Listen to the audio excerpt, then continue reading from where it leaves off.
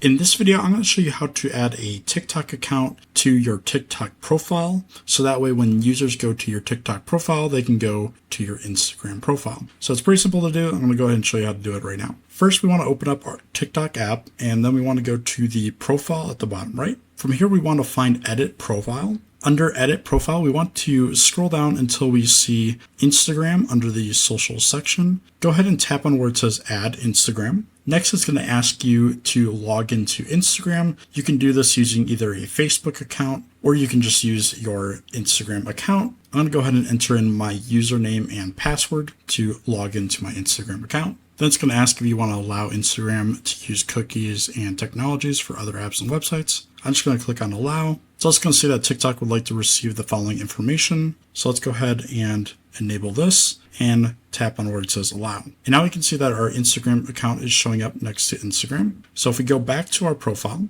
we can see that our Instagram is now showing up under our profile. So whenever a user taps on the Instagram button right here, it's going to take them directly to our Instagram account. So that is how you can add a Instagram profile to your TikTok profile.